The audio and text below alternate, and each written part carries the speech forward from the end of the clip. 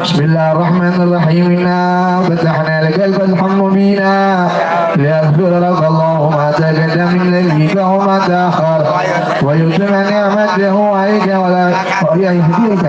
ويهديك صراطا مستقيما وينصرك الله نصرا عزيزا لقد جاءكم رسول من أنفسكم عزيز عليه ما عنتم حريص عليكم بالمؤمنين رؤوف رحيم فإن توافق حسبي الله لا إله إلا هو عليه توكلت وهو رب العرش العظيم إن الله وملائكته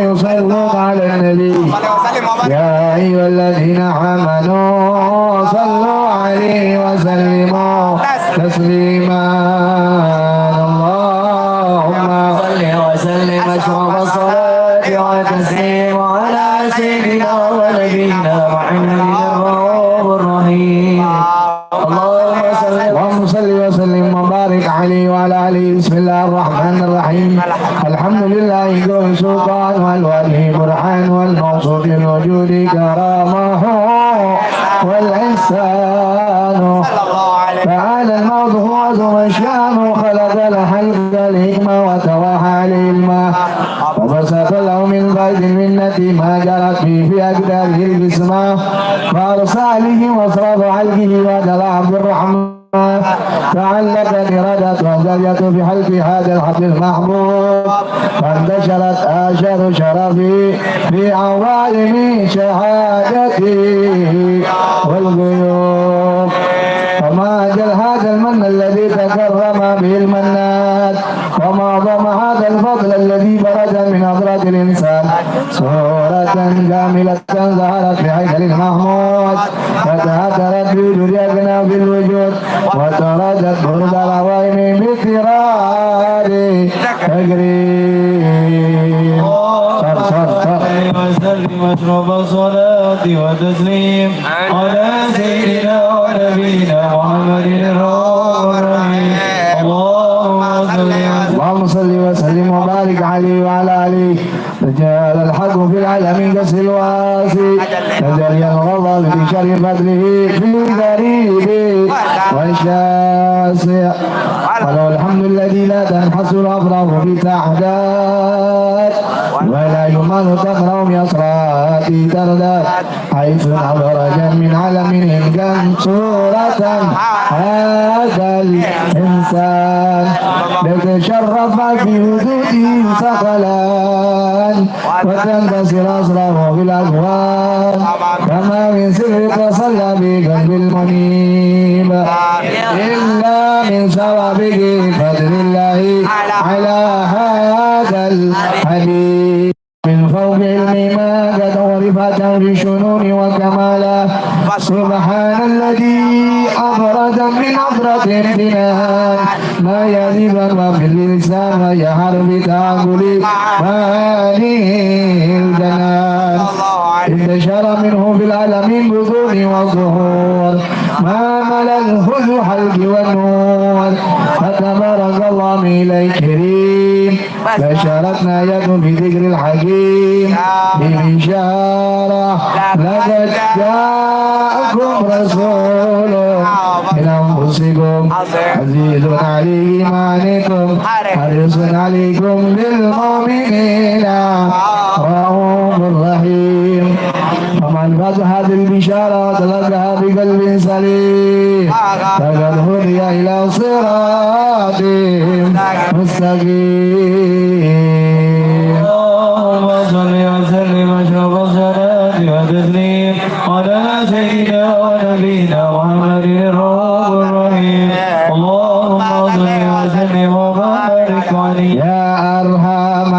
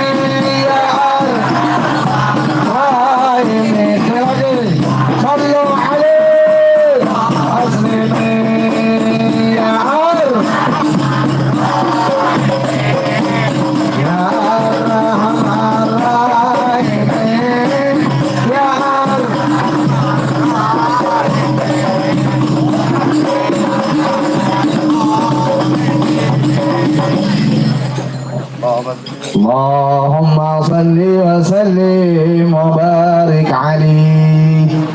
Hadirin yang dimuliakan oleh Allah, sebelum nanti pembacaan akhir pasal Rahina, marilah kita ambil ilmu insyaallah. Mudah-mudahan dengan hadirnya antum menggali ilmu para ulama, menggali ilmu orang-orang saleh di majelis yang penuh berkah ini, majelis Nurul Mustafa cabang Bekasi. Mudah-mudahan antum semua pemuda yang mana perempuan, laki-laki yang hadir malam hari ini, insyaallah Allah jaga dari bala dan musibah oleh Allah Subhanahu wa taala. Bismillahirrahmanirrahim. Alhamdulillahirabbil alamin. Wassalatu wassalamu ala asrafil anbiya'i wal mursalin wa ala alihi wa sahbihi ajma'in, amma ba'd. Hadirin yang dimuliakan oleh Allah, bahwasanya di dunia ini adalah taat dan takut kita kepada Allah atas kita sebagai manusia, yang mana wajibnya kita la ilaha illallah Muhammadur Rasulullah, karena ada yang namanya kehidupan, yang mana kehidupan itu la yanfa'u malun wala banun illa ma'atallaha biqalbin salim. Tidak ada manfaat harta dan anak ataupun kekayaan harta kita yang hidup di dunia ini yang kita cari, nanti yang mana nanti Allah akan bangkitkan satu persatu, yang mana itu hakim Allah. Tidak ada yang namanya curang menyurang. Semua Allah akan hitungkan satu persatu hamba yang mana dia hidup di dunia ini baik atau tidak baiknya. Nanti di akhirat tanggung jawabnya Allah yang akan vonis setiap hamba masing-masing. Makanya Al-Imam Ghazali radhiyallahu an, yang mana beliau memberikan nasihat buat kita semua. Setiap ilmu-ilmu yang beliau bawa agar kita ini menjadi ilmu cahaya di dalam kita. Jadi orang kalau nggak ada ilmunya hitam kayak pantat kuali. Tahu pantat kuali? Gimana? Hitam kayak badak.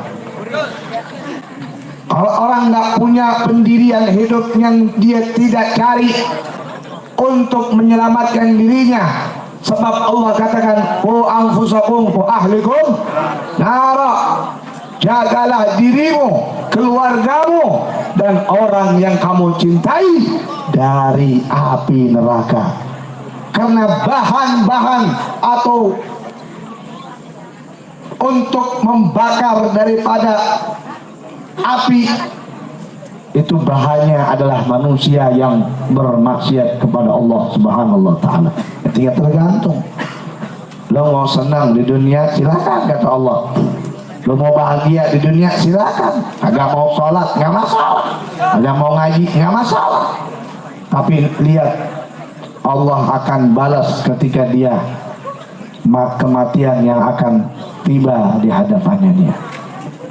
Karena yang memberi keselamatan itu adalah Allah Subhanahu wa taala. Makanya manusia ini, kata Imam Ghazali, ada tiga derajat. Manusia itu ada 3 derajat. Ada 3 kedudukan. Ada 3 kelompok manusia itu. Apa aja 3 kelompok manusia ini? Apakah dia kelompok yang orang-orang yang dicintai oleh Allah?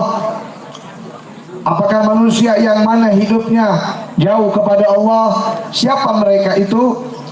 Maka kata Al-Imam Ghazali mengatakan al-abdul fil haqqi sairil ibadihi lahu 3 darajat. Manusia ini dikelompokkan dengan 3 bagian, hadirin. Yang pertama, ayunzila fihi al-haqqihi manzilatil qiram wal bara'ati minal malaikat wa huwa yas'a fil amradihim rabqan bihim wa idkhalan li sururi ala qulubihim. Satu kelompok yang mana Allah jadikan hamba itu adalah Allah jadikan kedudukannya kemuliaan yang dicintai oleh Allah Subhanahu wa taala. Siapa kemuliaan keagungan hamba itu yang dimuliakan oleh Allah? Siapa mereka? Mereka adalah yang mana? Abraratun minal malaikat. Kerjaannya nggak lain seperti kerjaannya para malaikat. Saya tanya, malaikat kerjaannya apa? Ngelamun apa kupil? Malaikat ngerjaannya apaan? Ngupil pala lu kayak itu mah lu kodok. Malaikat ngupil itu lu habis ngupil lu sedikit dijilatin tuh. Malaikat kerjaannya ibadah, sujud sama Allah. Nggak ada malaikat yang kerjaannya ngelamun. Nggak ada kerjaan malaikatnya cari cewek. Ada. Malaikat kerjaannya adalah ibadah kepada Allah. Kerjaannya malaikat bukan ngerumpi ngomongin orang, bukan. Betul. Malaikat kerjaannya ibadah. Mereka lah orang-orang yang mana ahli ibadah. Al-kiramun mendapat kemuliaan oleh Allah Subhanahu wa taala. Kenapa mereka semacam itu? Mereka berusaha untuk selalu ingin mendekatkan diri kepada Allah, ingin menjadi temannya Allah, ingin menjadi sahabatnya para malaikat. Orang kalau kerjaan, orang kalau pengen jadi temannya tukang berantem, lama-lama dia jadi apa? Jadi berantem, jadi mainan. Orang yang kerjaannya nyelaki, yang tadinya laki sempurna, duduknya sama cewek, mau jadi apa? Itu yang perempuan duduknya sama laki jadi apa? Itu banci malaikat. Para orang-orang soleh itu tergantung mereka, amalannya mereka. Tapi kita kan nggak mungkin ketemu malaikat. Ya kerjaannya malaikat apa? Ibadah, sujud kepada Allah Subhanahu wa taala. Sehingga kerjaannya orang-orang baik ingin seperti malaikat ibadah kepada Allah. Maka mereka pantas menjadi mulia. Mereka pantas dimuliai oleh Allah dan para malaikat dan hamba-hamba Allah. Lalu kalau nggak mau naik muliain para orang-orang soleh, ya silakan. Lo mau kabur, silakan. Nah, ulama udah dimuliain sama Allah. Lo mau benci, lo mau nggak kagak benci, silakan. Karena Allah yang memuliakan, bukan manusia. Nah, kalau manusia ngemuliain sebentar. Misalnya ada orang kaya, banyak fulus, mafi fulus, mampus.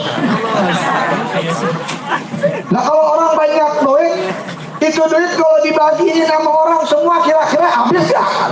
Habis. Orang kaya biarpun dia bagiin, tapi kalau dia karim baik karena Allah, nggak masalah, hidupnya mulia, matinya pun mulia. Ngomongin orang. Tapi kalau ada orang kaya sombong, ngasih pakai di berapa lu? Berapa? 1000. Entar siap. Pamer diri, maka dia akan dihina, akan diberikan kehancuran oleh Allah Subhanahu wa taala. Maka dari itu, kedudukan yang pertama, derajat yang dimuliakan oleh Allah adalah orang-orang soleh yang mereka selalu istiqamah di jalan Allah Subhanahu wa taala. Wa idkhalan li sururihin ala qulubihim, mereka masuk di golongan yang mana kebahagiaan di dalam hati mereka. Artinya apa? Mereka sudah dimasukkan hatinya ke golongan orang-orang yang dicintai oleh Allah Subhanahu wa taala. Ya tadi saya pernah dengar tadi kalau nggak salah dengar cerita Imam Malik dengan Imam Syafi'i. Imam Malik dengan Imam Syafi'i ini adalah ulama yang besar, ulama yang agung. Bahkan kita memakai mazhab Imam Syafi'i di Makkah menjadi mazhab Imam Maliki. Murid Imam Syafi'i ini adalah murid daripada Imam Malik. Ketika waktu berdebat tentang masalah dalam hadis, ada mengatakan hadis, barang siapa yang benar-benar dia tawakal, yakin-yakinnya tawakal kepada Allah, maka dia akan diberikan rezeki oleh Allah. Tanpa usaha apapun, tanpa kerja apapun, tanpa punya apapun, kalau dia yakin kepada Allah, tawakal kepada Allah, maka akan diberikan rezeki dari mana saja. Ternyata Imam Syafi'i nolak gurunya. Maaf guru, kita ini mesti ikhtiar. Nggak mungkin orang ngorok doang, ada dolar di sampingnya. Ada tidak? Nggak mungkin guru, saya tolak itu. Semua butuh usaha, semua butuh kerja. Kalau ada kerja, pasti dia dapat rezeki. Betul tidak? Sewaktu hari Imam Syafi'i jalan, ketemu kakek-kakek yang mana dia bawa apa namanya, taruhlah korma sekarung. Ini kakek-kakek umurnya udah 100 tahun masih kuat. Emang lo 15 tahun suruh ngangkat, suruh mak lu kagak mau. Ini kakek-kakek kuat, tapi karena umurnya udah 100 tahun, ngelihat Imam Syafi'i bilang, "Kek, udah saya yang bawa aja. Kesian." "Oh ya udah, kalau kau mau bawakan." Sampai di rumahnya itu korma yang sekarang ditaruh di tempat si kakek itu, dia pulang. Nggak pulang, dipanggil itu Imam Syafi'i oleh si kakeknya. "Wahai syabab, wahai pemuda, tahan sini. Kau telah membantuku, maka imbalanku aku akan bagi setengah korma untukmu." Gila nggak itu? Nah, kira-kira dia berusaha dapat rezekinya loh. Pasti dapat kan? Saking dia girang, betul gak? Kakek guru saya salah penafsiran. Orang itu mesti usaha baru dapat kerjaan. Saya pengen mau langsung, saya mau tanya sama guru saya. Setelah sampai di rumah Imam Malik, ternyata ketemu Imam Malik. Lalu bertanyalah Imam Syafi'i, "Wahai Syekhi, wahai guruku, nih buktinya saya usaha, saya dapat korma atas saya bantu orang tua yang sudah lanjut." Apa yang dalam isinya itu? Korma, guru. Bener kan? Apa kata saya? Kita mesti usaha baru dapat kerjaan. Gurunya cuma senyum doang gini. Kata gurunya, "Coba lihat plastiknya, saya pengen tahu kormanya kayak gimana." Pas dibuka oleh Imam Syafi'i, gurunya bilang, "Alhamdulillah, saya udah dari pagi ketemu sore baru ketemu korma, lu bawain korma diriin." Terima kasih banget Imam Syafi'i, engkau telah membawakan. Inilah saya yakin tawakal kepada Allah, bahwa orang yang yakin kepada Allah, rezekinya pasti Allah berikan.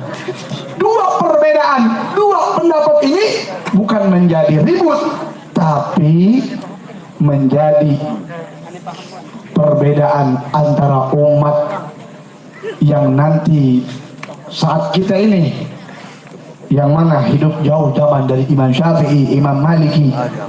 Dua perbedaan madhab imam besar ini menyontohkan, bukan berarti mereka yang nggak berusaha, dia tawakal, dia ibadah, dia kepada Allah, tidak diberikan oleh Allah itu rezeki. Dan begitupun orang yang jauh kepada Allah, orang yang jauh kepada Nabi Muhammad, terus dia berusaha, terus dia nggak mau ibadah, itu sifat yang tidak diajarkan oleh Rasulullah SAW. Dua perbedaan ini tidak lain. Kalau kita tawakal tapi kita nggak usaha, pastinya tawakalnya tapi dia nggak, ya bagaimana Beb? Ya udah bertahun-tahun duduk di majelis talim, dia ngeluh. Nah, kata Rasulullah, yakin seyakin-yakinnya kepada Allah, tawakalnya pasti Allah akan kasih. Amin. Begitupun orang yang usaha, dia tidak bersandar tawakal kepada Allah, bukan dia nggak dapat rezeki, tapi akan jauh dari pandangan rahmat Allah, dan rezeki itu tidak akan diberikan keberkahan oleh Allah Subhanahu wa Ta'ala. Jadi yang baik bagaimana? Yang baik dia tawakal dan dia berikhtiar kepada Allah Subhanahu wa Ta'ala. Begitupun kemuliaan orang yang dekat kepada Allah, kedudukan orang yang dekat kepada Allah adalah mereka selalu yakin dan ibadah kepada Allah. Itu adalah orang yang dimuliakan oleh Allah, dan itu afdal min ibadah. Itu paling utama hamba yang ibadah kepada Allah. Dan yang kedua, wa anzil fil haqqihi manzilatil bahaim wa jama'adat fala yanaluhum khairun walakin anhum syarrun. Yang kedudukan kedua, hamba derajat yang kedua adalah mereka emang udah kerjaannya seperti binatang. Kerjaannya nih hambanya emang udah dijadikan seperti binatang, bukan kayak binatang, kerjaannya kayak binatang. Apa? Kerjaannya molor, makan, tapi nggak mau ngaji, tapi nggak mau dia ibadah. Maunya apa? Keluar nonton bokep, keluar main